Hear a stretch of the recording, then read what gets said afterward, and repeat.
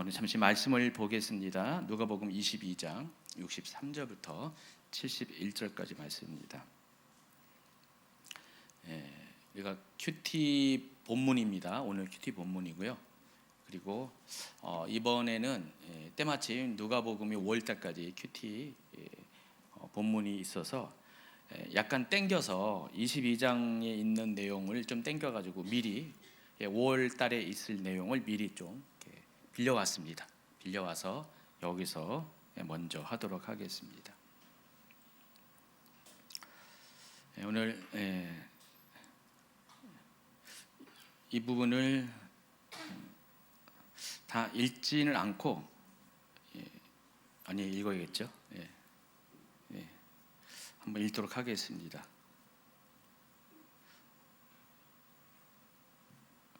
내가 본문을 어디다가 집어넣는지 생각이 안 나네요.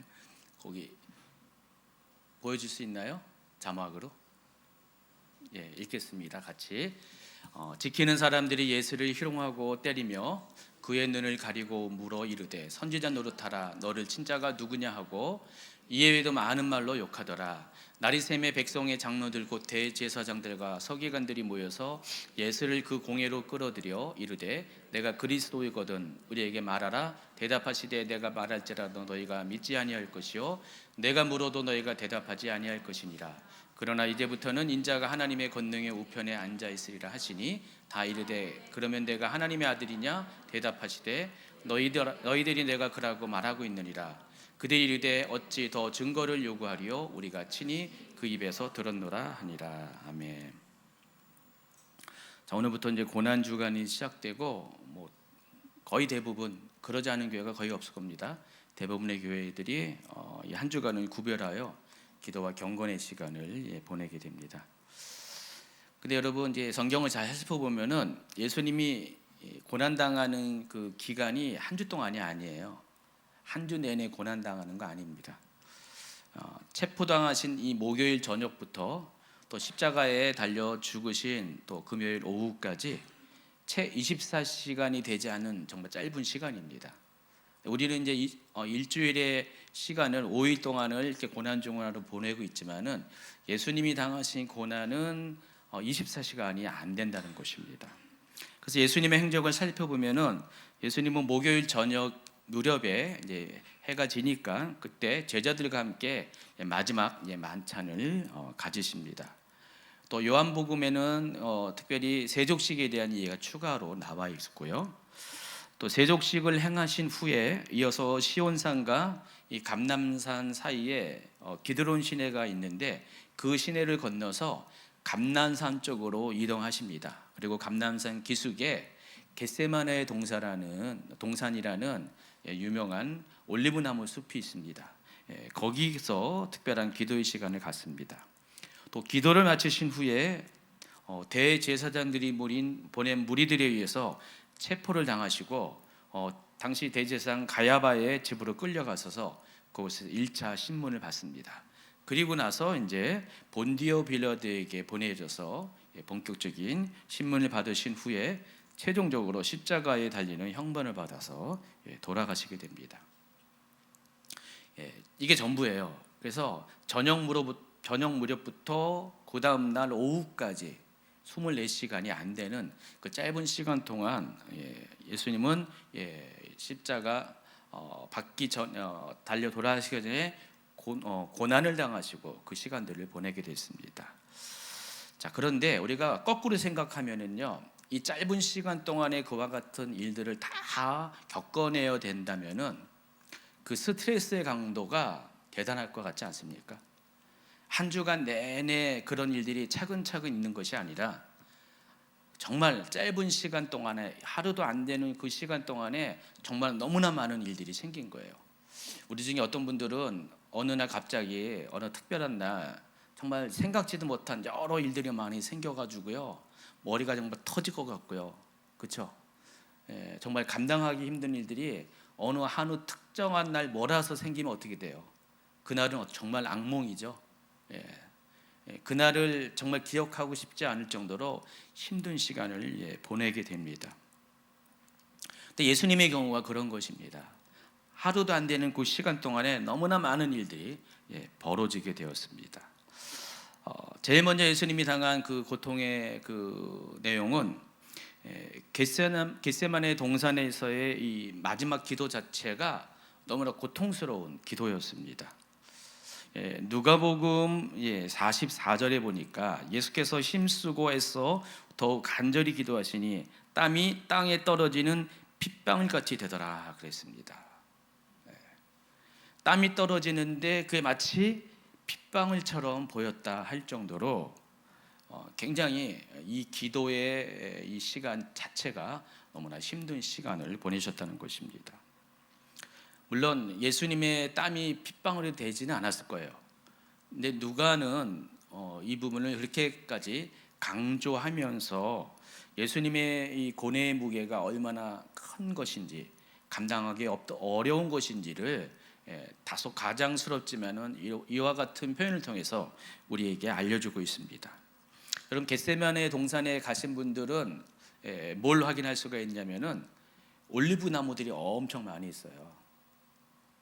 겟세마네 동산이 속해 있는 그 산 전체가 감람산인데, 그러니까 감람산 기슭에 좀 아랫부분에 겟세마네 동산이 있습니다. 그러니까 기드론 시냇가를 건너자마자 얼마 있으면 바로 겟세마네 그 정원이죠. 일단 가든이 나오는데 그 안에 들어가면 지금도요 1000년 이상 된 그 올리브 나무들이 굉장히 많이 있습니다. 한번 가보세요. 그거 아세요? 제가 요즘 엊그저께 제가 올렸잖아요. 2016년에 이스라엘 갔다 온 그 동영상을 그저께부터 올리고 있습니다. 원래는 이게 새로 오픈하는 그 홈페이지에 사진들을 올리는데 사진들이 이렇게 많지 않더라고요. 왜 그런가 생각했더니 제가 그때 캠코더를 들고 있었어요. 그러니까 제가 안 찍으니까 딴 분들이 거의 안 찍은 것 같아요. 같이 가신 분들이. 그래서 사진들이 이렇게 많지 않아요. 좋은 사진들이 많지 않은데 동영상을 봤더니 너무나 좋은 동영상이 너무 많은 거예요. 너무 아까운 동영상. 저 혼자 소장하기에는 너무 아까운 동영상이 너무 많아서 좋은 방법을 생각했어요. 그래서 제가 따로 별도의 채널을 만들어서 그거로 이틀 전부터 올리기 시작했습니다. 한번 보세요. 좀 있으면 이제 거기 이제 겟세마네 동산도 언젠가 등장하게 될 겁니다. 지금 저쪽 갈릴리부터 지금 올리고 있는데 한번 잘 보시면은 겟세마네 동산 여러분 안 갔다 와도 제가 찍은 영상을 보면은 여기가 겟세마네 동산이구나 바로 알 수가 있습니다. 자, 제가 이 동산에 가면은 올리브 나무들이 상당히 많이 있어요. 아주 고목과 같은 나무들이 많이 있는데 이 겟세마네 동산이라는 겟세마네라는 그 자체가 어떤 의미를 갖고 있냐면은 올리브 기름을 짜는 틀을 가리켜서 겟세마네라고 부릅니다. 쥐어짜다라는 그런 단어에서 유래한 겁니다. 그래서 겟세마네 동산에 올리브가 워낙에 많이 있다 보니까 그 안에는요 올리브 짜는 틀이 있습니다. 그게 겟세마네예요. 그래서 그걸 가리켜서 겟세마네 틀이 있는 그런 동산이다 해서 겟세마네 동산이라고 부릅니다. 그래서 그런지 예수님은 바로 그곳에서 기도를 하는데 여러분 올리브 기름을 짜려면 어떻게 되는지 아십니까? 그 갈릴리 북쪽에 가면은 카츠리라는 우리식으로 말하면은 민속촌 같은 마을이 있는데 거기 가면은 그 올리브 짜는 그 틀이 있어요. 올리브 따는 틀은 이겁니다. 그 무거운 돌에 그 회전력을 이용해서요. 거기에다가 올리브를 집어넣으면은 올리브가 어떻게 돼요? 무게 때문에 으깨지죠.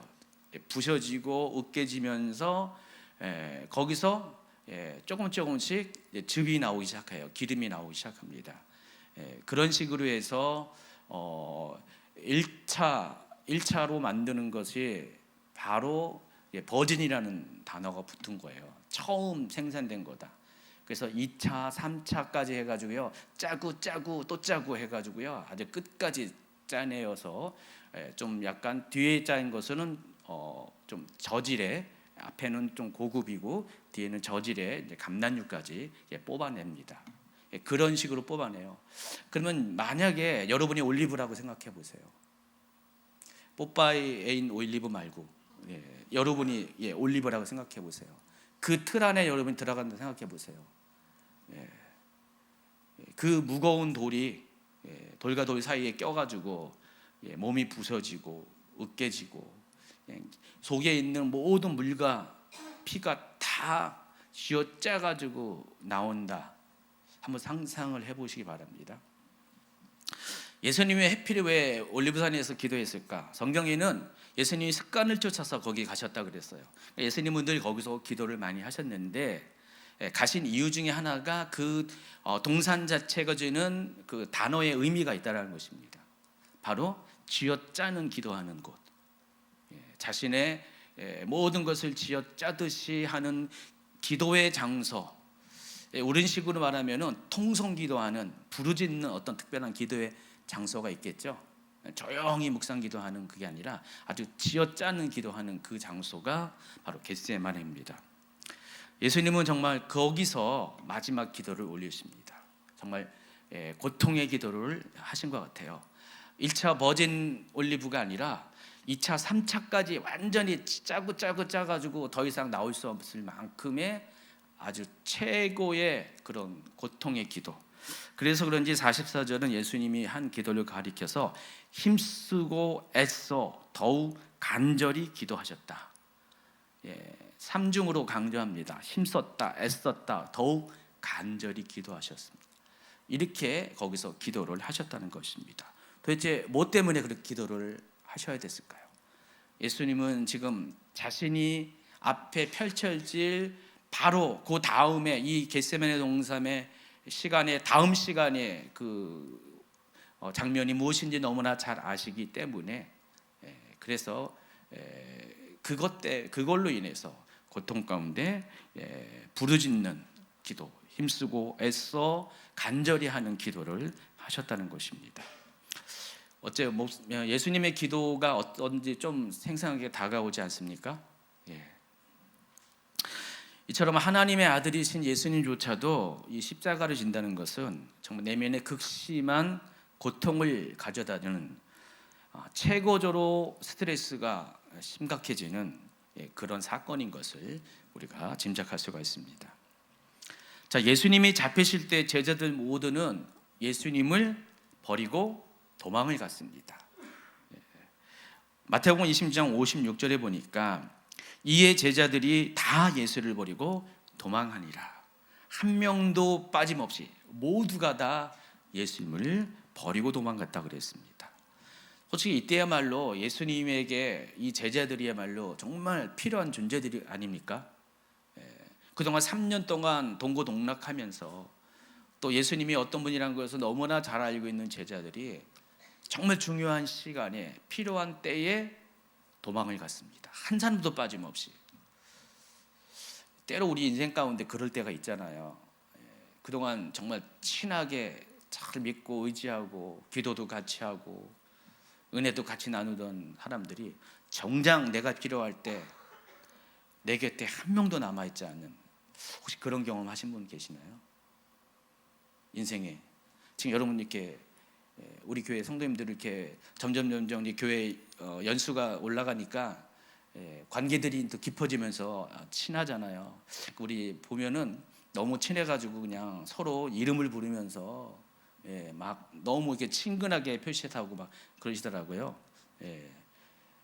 그런데 평소엔 그렇게 친했다가 어느 날 내가 정말 겟세마네 동산에서 쥐어짜는 기도와 같은 그 고통의 시간을 보낼 때 다 도망가 버리고 없어. 여러분 마음은 어떨까요? 힘들다는 표현 자체도 안 될 것 같아요. 고통이죠, 고통. 지금 기도 자체도 고통이고 이 순간 자체도 고통일 겁니다. 예수님의 고난은 다 고통과 연결되어 있습니다. 다 고통이라고 말할 수가 있는데 더구나 이 순간에 예수님을 판 사람이 또 함께 했던 제자예요. 유다였습니다. 예수님은 미리 아셨죠. 그리고 또 그대로 성취가 될 때 아마 예수님은 미리 아셨지만은 내면 속에는 인간적인 면에서는 그런 일이 일어나지 않기를 원하셨을 수도 있을 것 같아요. 아마 예수님이 겟세마네 동산에서 기도하실 때 여러 가지 많은 기도를 하셨겠죠. 아마 이 기도 내용도 포함되지 않았을까라는 뭐 그런 가능성은 있을 것 같아요. 이런 일이 일어나길 원치 않는, 근데 그 일이 일어나게 됩니다. 이 또한 예수님에게 큰 고통을 가져다 줄 것입니다. 또 예수님은 대제사장의 무리들과 로마 군인들로부터 온갖 조롱과 멸시를 당하셨습니다. 이때 예수님은 홀로 남겨진 외로움과 더불어서 인간적인 수치와 모멸을 당하셨습니다. 지금까지 많은 대중들이 예수님을 따르고요, 예수님을 높이고, 특히 요 며칠 동안은 특히 종료 주일부터는 어떻게 했습니까? 온 백성들이 나와서 예수님을 맞이하면서 호산나 호산나 다윗의 자손이 하면서 왕처럼 모셔드렸잖아요. 많은 사람들이 예수님을 우러러 보고 예수님을 존경했고 사랑했고 그랬었는데, 분위기가 갑자기 바뀌어가지고요, 모든 제자들이 자기를 버리고 갔고요, 또 대제사장의 그 무리들과 함께한 군인들이, 로마 군인들이 온갖 조롱과 멸시를 다합니다. 마태복음 26장 60절에 보니까 이에 예수의 얼굴에 침 뱉으며 주먹으로 치고 어떤 사람은 손바닥으로 때렸다고 그랬습니다.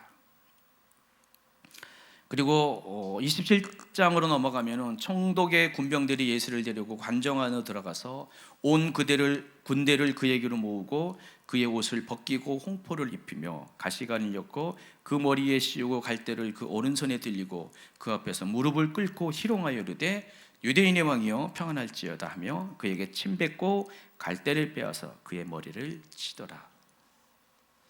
지금 이방인들 앞에서 지금 모든 이방인들, 로마 군인들이 예수님 한 사람 때문에 모든 군인들이 전부 다 삥 둘러서서 나왔습니다.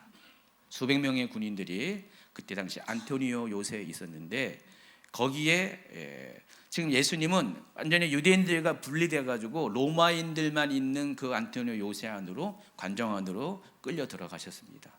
그리고 수백 명의 로마 군인들이 예수님을 지켜보는 가운데 옷이 벗겨지고 홍포가 씌워지고 또 가시관을 엮어서 머리에 대해 씌우면서 온갖 조롱을 받습니다. 그들에게도 역시 침뱉음을 당하고 또 구타를 당하게 됐습니다. 또 다수의 군중들은 빌라도의 재판정 앞에서 예수님은 십자가에 매달리라는 그런 소리를 외칩니다.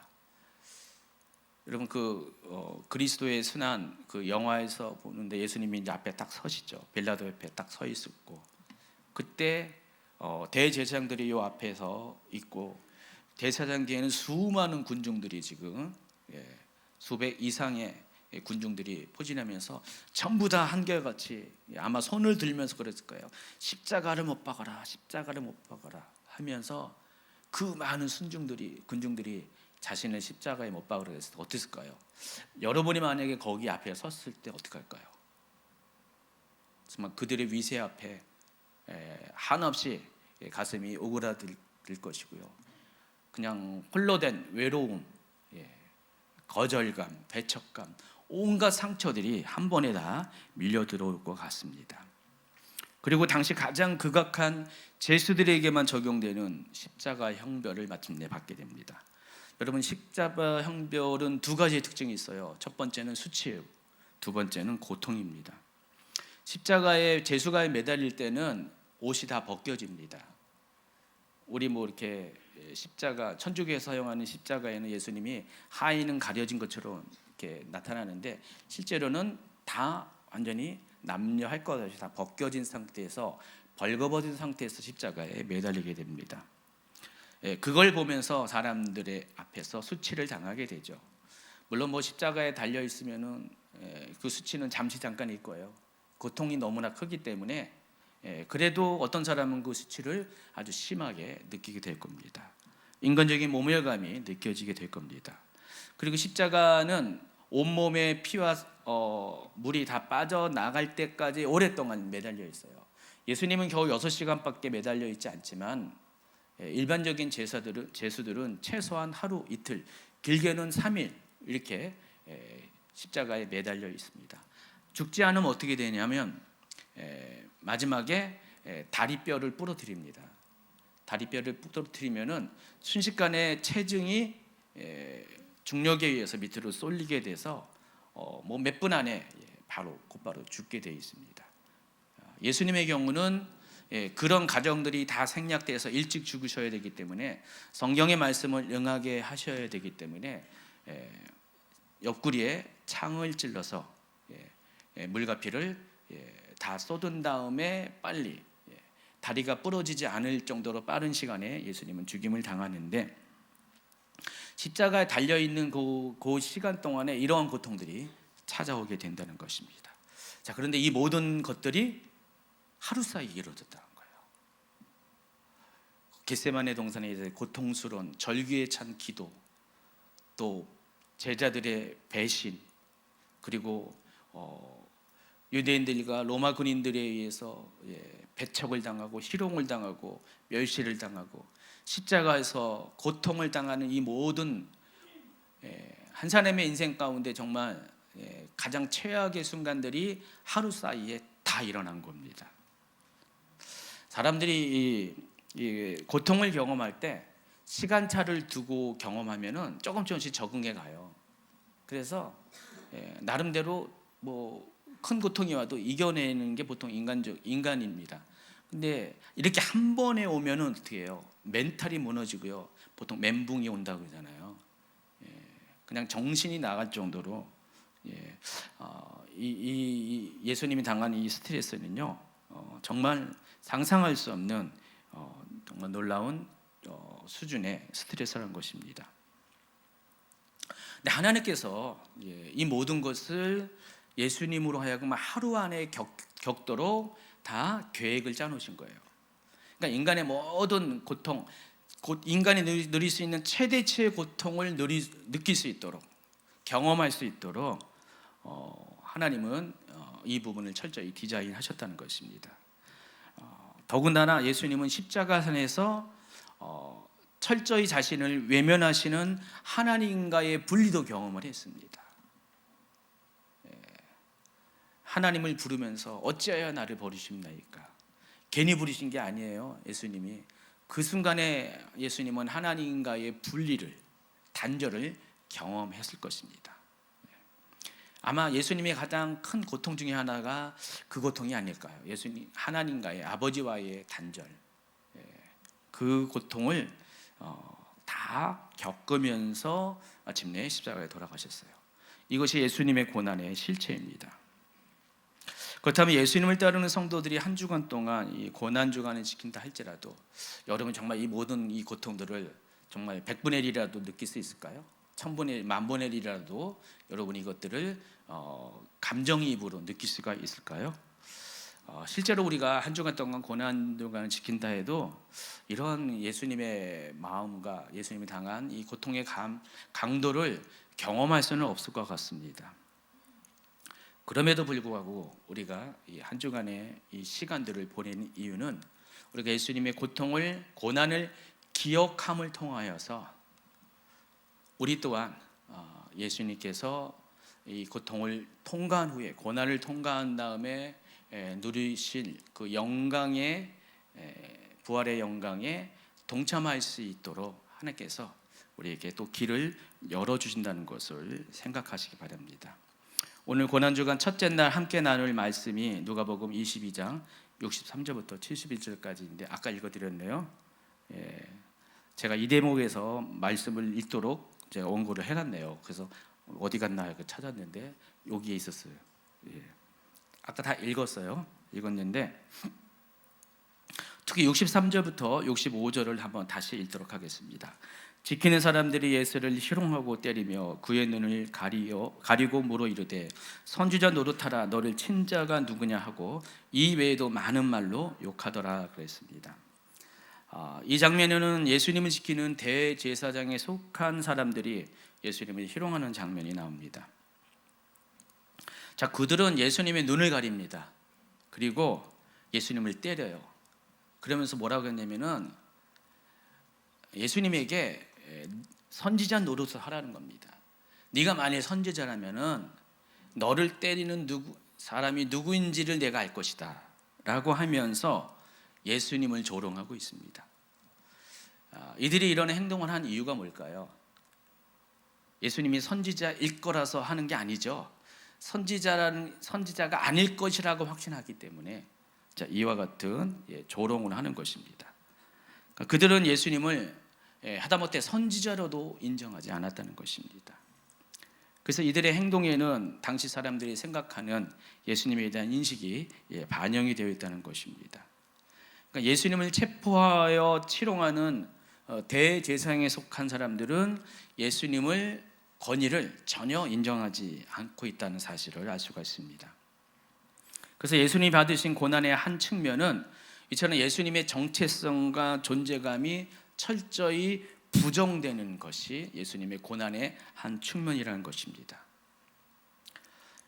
그러니까 예수님의 고난은 이와 같이 자신의 존재감이 철저히 부인되고 부정당하고 무시당하는 것으로부터 시작을 합니다. 우리가 이 대목에서 우리의 삶에 좀 한번 점검해 볼 것이 있습니다. 우리가 예수님의 고난에 동참한다고 늘 얘기하고 있어요. 그래서 이 고난 주간도 함께 여러분이 동참하고 있는데, 여러분 삶 가운데 예수님이 경험한 것처럼 여러분의 존재와 정체성에 부정되는 일이, 사건이 혹 발생하게 된다면 여러분 과연 어떻게 반응할 건가 한번 생각해 보시기 바랍니다. 여러분도 예수님처럼 그것을 인내할 수가 있을까요? 또 그 사실을, 그 현실 자체를 받아들일 수가 있습니까? 쉽지 않을 것 같아요. 그래서 우리가 다른 것은 몰라도 아까 쭉 얘기했던 예수님의 고난의 어떤 그 단계 과정들을 설명했는데, 그 육체적이고 뭐 이런 것들은 다 감당하지 못한다 할지라도 우리가 적어도 이 부분만은 좀 우리가 한번 생각해 볼 필요가 있을 것 같습니다. 만일 여러분이 예수님의 고난에 동참하길 원하고 그렇게 결단했다면은 이와 같은 상황 가운데 여러분 또한 예수님이 하신 반응처럼 반응할 때 그것이 그리스도의 고난에 동참을 하게 되는 것입니다. 어느 날 사람들이 여러분의 눈을 가릴 수가 있습니다. 그리고 희롱할 수가 있습니다. 그때 악한 영은 이렇게 물을 거예요. 너를 치는 사람이 누군가? 그냥 매를 친다라는 그 의미보다도 너를 공격하고 너를 비난하고 너를 희롱하는, 너를 정죄하는 사람이 누군가를 요구할 때가 있을 것 같아요. 악한 영이 그와 같이 하는 이유가 뭘까요? 우리가 그런 사람을 인식할 때 우리 안에 있는 분노가 생기기 때문에 그렇습니다. 누가 한지는 모르면은 차라리 분노가 생기지 않을 수가 있어요. 그런데 어느 특정한 누군가가 나를 때렸다, 이것을 알게 될 때 분노가 생길 수밖에 없습니다. 그래서 이와 같은 상황 가운데 여러분의 반응에 따라서 여러분이 그리스도의 고난에 동참할 수도 있고 아닐 수도 있다는 사실을 아시기 바랍니다. 만약 여러분이 친 사람이 누구인지를 알기 원한다면은 그것은 악한 영이 원하는 것을 따르는 것입니다. 그리고 결국 고난을 허용하신 하나님의 뜻을 이루지 못하게 될 것입니다. 그래서 이런 상황에 빠질 때 예수님이 그리하셨듯이 여러분도 그 사람이 누군지를 알려 하지 마세요. 다시 말해서 선지자 역할을 하지 말라라는 것입니다. 하나님이 허락하신 고난의 때가 찾아오게 되면은 여러분이 해야 될 것은 그저 묵묵히 잠잠하는 것입니다. 여러분이 할 수 있는 최선의 선택은 그 시간을 인내하는 것입니다. 정말로 고난을 통과하는 사람은 이와 같은 특징을 갖고 있어요. 누군가 자신을 이렇게 비난하고 정죄할 때 그 비난과 정죄에 대항하는 것이 아니라, 그 사람이 누구인지를 알려고 하는 것도 아니라 그냥 그저 잠잠히 예수님이 어린 양으로 묘사되잖아요. 도축장으로 끌려가는 어린 양이 그저 잠잠히 있듯이 예수님이 그와 같이 반응한 것처럼 여러분도 그렇게 하셔야 된다는 것입니다. 고난은 그리할 때 우리가 통과할 수가 있어요. 여러분이 계속 살아있는 모습을 보여주면은요, 그것은 악한 영이 너무도 원하는 그런 결과입니다. 여러분, 하나님이 고난의 시간을 통과할 때, 십자가를 통과할 때 더불어서 뭐라고 말씀하십니까? 십자가를 지고 자기를 부인할 것을 명령하고 있습니다. 십자가를 진다면은 자기를 부인을 해야 된다는 것입니다. 자기도 부인하지 않고 십자가를 질 수가 없어요. 헛것으로 진 거예요, 솔직히요. 십자가를 졌어요. 졌는데 자기를 부인하는 행동에 따라가지 않으면은 그 십자가는 아무런 의미가 없다는 것입니다. 저도 예전에 이제 살면서 크고 작은 그런 일들을 경험한 것 같아요. 특히 이제 하나님이 이제 목회자를 세울 때는요, 대중 앞에 서기 때문에, 드러나기 때문에 그런 일들이 일반적인 경우보다는 더 자주 일어날 수밖에 없어요. 성도들보다 목회자가 그런 일이 종종 많이 있어요. 오해받을 때도 많고요, 또 근거 없는 비난을 받을 때도 종종 있습니다.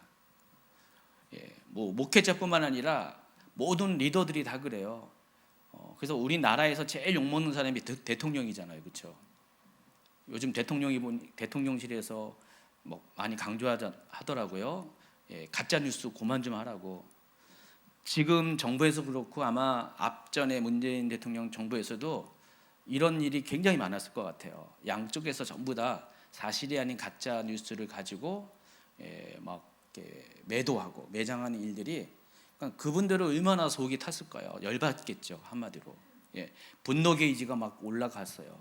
어떤 정권은 그것을 표현하기도 하고 어떤 정권은 그냥 가만히 있기도 하지만은 그런 일들이 많이 있습니다.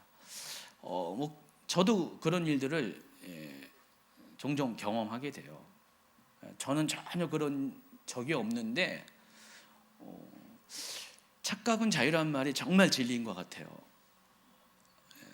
본인이 생각하는 그것이 진리, 그대로 믿고 그대로 말을 해요. 그러면은 저희는 당하게 되잖아요. 근데 그때 반응이 참 중요한 것 같아요. 누가 그랬어? 전도사님 누가 그랬어요? 이렇게 말하면 그때부터는 뭔가를 파고들면서 문제가 생깁니다. 전도사님도, 그래서 우리 전도사님들도 웬만하면 얘기를 안 해줘. 혹시 제가 물을 때라도 얘기를 안 해줘요. 굳이 얘기를 안 하셔요. 지혜로운 전도사님들이죠. 오히려 저를 보호하는 거죠. 근데 저도 이제 웬만하면 알려고 하지 않지만은 때로는 이제 너무 속상하면 알고 싶을 때도 있어요. 근데 십자가를 지는 사람들은, 자기를 부인하는 사람의 특징은 그것조차도 알려하지 말라는 것입니다. 그냥 하나님이 눈을 가리게 하시면은, 사람들을 통해서 눈을 가리게 하시면은 그냥 눈 감은 채로 있어야 돼요. 십자가를 지는데 자기를 부인한다는데 왜 자꾸만 눈 뜨고 누가 그랬는지 막 뭐라 그러니까 막 눈 감긴 걸 막 풀면서 누구야 이러지 말라는 것입니다. 이건 십자가를 지는 삶이 아니에요. 자기를 부인하는 삶이 아닙니다. 이 시간은 하나님이 허락한 시간이에요. 통과해야 되는 사람이기 때문에 이 고통을 통과하는 사람이 보여줄 태도가 아니라는 것입니다. 우리가 잠잠히 있을 때 그렇게 해야만 하나님의 뜻을 이루게 되는 것입니다. 자, 밤이 지나고 이제 날이 새자 예수님은 백성의 장로들, 곧 사두개인들과 바리새인들로 구성된 산헤드린 공의 앞에 서게 됩니다. 그리고 그들은 예수님을 신문합니다. 66절, 67절. 날이 새매 백성의 장로들 곧 대제사장들과 서기관들이 모여서 예수를 그 공회로 끌어들여 이르되 내가 그리스도이거든 우리에게 말하라. 그들의 관심사는 예수님이 누구인가입니다. 자, 그들은 예수님이 메시아인지 여부를 예수님의 입을 통해서 직접 알기를 원했습니다. 물론 그들은 예수님이 그리스도인 것을 인정하지 않습니다. 그렇지만은 예수님의 입을 통해서 그것을 확인하려 합니다. 그래서 그들은 예수님이 누구인지를 스스로 밝힐 것을 요구를 하고 있습니다. 그때 예수님은 그들이 생각하는 이상의 놀라운 반응을 하십니다. 69절입니다. 그러나 이제부터는 인자가 하나님의 권능의 우편에 앉아 있으리라. 그러니까 예수님은 앞절에서 대답하시되 내가 말할지라도 너희가 믿지 아니할 것이요 내가 물어도 너희가 대답하지 아니할 것이니라 하면서 이미 그들이 처음부터 예수님을 그리스도로 인정하지 않고 있기 때문에 그렇게 대답한다 할지라도 믿지 않을 것이라는 것을 말씀하신 거예요. 그러면서 예수님은 놀라운 말씀을 하신 거예요. 예수님이 하나님의 권능의 우편에 앉아 있을 것이라는 선언입니다. 그리스도는 이 땅의 개념에서 특별한 존재인데, 그렇죠? 그리스도는 이 땅의 개념에서 특별한 존재예요. 그런데 예수님은 이 땅의 차원이 아니라 하늘의 차원에서 하나님 권능의 우편에 앉아 계신 분으로 자신을 소개하고 있습니다. 이 선언을 듣자마자 그들은 산헤드린 공회 사람들은 그러면 내가 하나님의 아들이냐? 예수님이 말씀하십니다. 너희들이 내가 그라고 말하느니라. 인정을 하십니다. 그리스도라고 질문할 때는 대답을 하지 아니하시고 정답을 말하지 아니하시고 오히려 예수님 스스로 지금 자신이 하나님의 아들임을 선언을 하고 있다는 것입니다. 저는 이 대목을 보면서 어떤 생각을 하냐면은 우리가 고난당할 때 이 자신이 누구인가에 대한 정체성의 혼란이 올 때가 있을 것이라고 생각을 합니다. 여러분 계속 이 십자가를 지고 이 고난의 시간을 통과하면은 어느 순간에 내가 누구인가에 대해 의심이 들 때가 있어요. 특히 악한 영이 막 물어봐요. 우리를 흔들고자 악한 영이 내가 누구냐 하면서 내가 그리스도냐 하면서 막 물을 때가 있다는 것입니다. 내가 구원받았냐, 내가 하나님의 자녀냐, 그렇다면 하나님 너를 도와주셔야 되지 않냐 하면서 이런 질문들을 해올 때가 많이 있다는 것입니다. 그때 믿음의 사람의 반응이 분명해야 됩니다. 자신의 존재가 누구인지를 이때는 말해야 돼요. 누구한테요? 악한 영에게. 누구한테요? 비난하는 자들에게. 누구한테요? 특히 자기 자신에게. 나는 하나님의 자녀라는 것. 예수님은 하나님의 아들임을 선언했죠. 여러분 하나님의 아들이 될 수 있고 딸이 될 수 있잖아요. 자녀임을 선언을 하라는 것입니다. 모두가 들을 수 있다. 특히 자기 자신이 들을 수 있도록 이 선언을 확실히 해야 됩니다. 고난 가운데 있는 성도들이 취해야 할 두 번째 태도입니다. 십자가를 지는 성도들이 취해야 될 두 번째 태도라는 것입니다. 자, 오늘 고난주간 첫째 날을 이제 기도로 보내기를 원하는 여러분에게 오늘 큐티 말씀을 통해 두 가지 기도 제목을 던져주고자 합니다. 첫 번째는 예수님을 믿는 믿음으로 인해 십자가에 달리는 고난을 당할 때 여러분은 여러분의 감정을 어느 누구에게든지 원망 또는 분노로 쏟아내지 마시기 바랍니다. 여러분 십자가를 지게 하는 것은 악한 영이 아니에요. 하나님이세요. 십자가는 하나님으로부터 온 것입니다. 악한 영과 악한 사람은 단지 하나님의 뜻을 이루기 위한 통로에 불과합니다. 하나님은 십자가를 통과한 여러분을 통해 하나님의 일을 하시고자 이 일들을 허락을 하신 것입니다.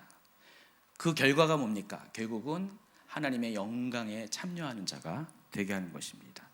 그렇기 때문에 이 상황 가운데 나는 절대 사람과 환경을 바라보고 그것을 탓하거나 분노하거나 원망하지 않겠다는 결단을 하셔야 돼요. 오늘 두 번째는 악한 영은 여러분이 극도의 고난 중에 있을 때 여러분의 정체성을 흔들어서 여러분의 믿음을 무너뜨리려고 할 것입니다. 그렇지만 믿음의 사람은 자기가 누구인지를 명확히 하셔야 됩니다. 나는 하나님의 자녀이고 나를 향한 하나님의 계획은 나를 십자가를 통과한 후에 정금같이 만드시고 또 하나님의 영광을 위해서 존귀하게 살 것이라는 그와 같은 믿음을 가지셔야 됩니다. 오늘 이 두 가지 결단이 오늘 기도 시간에 여러분에 있길 바랍니다. 어떤 십자가 지는 고난의 상황에서도 이 모든 것을 누구를 탓하거나 누구를 원망하거나 심지어 하나님에게 뭐라 하는 것이 아니라 이 하나님의 뜻인 것을 알고 잠잠히 묵묵히 자기를 부인하는 마음으로 행동으로 받아들이는 것, 또 동시에 자기가 누구인가가 더욱더 분명해지는 그 고백들을 하시라는 것, 이 두 가지를 가지고 여러분 오늘 첫째 날 기도를 하시기를 권면을 드립니다.